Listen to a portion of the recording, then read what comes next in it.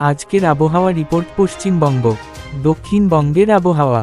আজ দক্ষিণবঙ্গের আকাশ সকাল থেকেই মেঘলা। কলকাতা সহ আশেপাশের জেলাগুলিতে সকাল 10টা নাগাদ তাপমাত্রা ছিল প্রায় 28 ডিগ্রি সেলসিয়াস, তবে রিয়েল ফিল ছিল 37 ডিগ্রি, যা আর্দ্রতার কারণে অস্বস্তিকর পরিস্থিতি তৈরি করেছে। বাতাসের গতি দক্ষিণ পশ্চিম দিক থেকে 8 কিলোমিটার প্রতি ঘন্টা, মাঝে মাঝে দমকা হাওয়া 16 কিলোমিটার প্রতি ঘন্টা পর্যন্ত উঠছে। আবহাওয়া দফতরের পূর্বাভাস অনুযায়ী আজ দুপুর থেকে বিকেল পর্যন্ত বিক্ষিপ্ত বৃষ্টির সম্ভাবনা রয়েছে।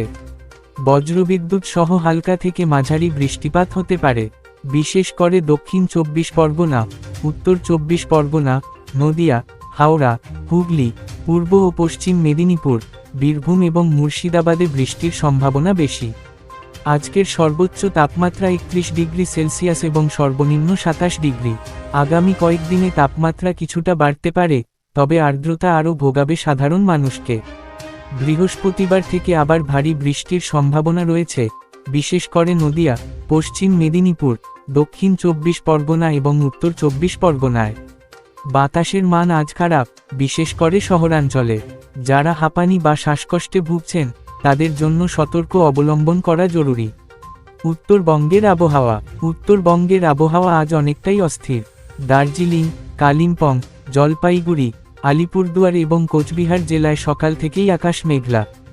আবহাওয়া দফতর জানিয়েছে, এই জেলাগুলিতে আজ বিক্ষিপ্তভাবে ভারী বৃষ্টির সম্ভাবনা রয়েছে। পাহাড়ি অঞ্চলে কুয়াশা এবং দমকা হাওয়ার সঙ্গে বৃষ্টিপাত হতে পারে। দার্জিলিং ও কালিম্পংয়ে পাহাড়ি ধসের আশঙ্কা রয়েছে, বিশেষ করে যেখানে অতিরিক্ত বৃষ্টিপাত হয়েছে। জলপাইগুড়ি ও ডুয়ার্স অঞ্চলেও বৃষ্টির সম্ভাবনা রয়েছে। আলিপুরদুয়ারে আজকের সর্বনিম্ন তাপমাত্রা 25 ডিগ্রি সেলসিয়াস।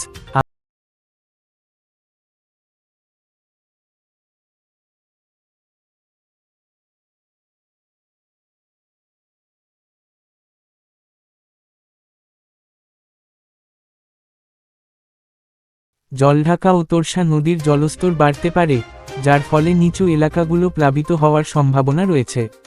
পাহাড়ি অঞ্চলে ভ্রমণ এড়িয়ে চলার পরামর্শ দেওয়া হয়েছে। জরুরি প্রয়োজনে 1070 হেল্পলাইনে যোগাযোগ।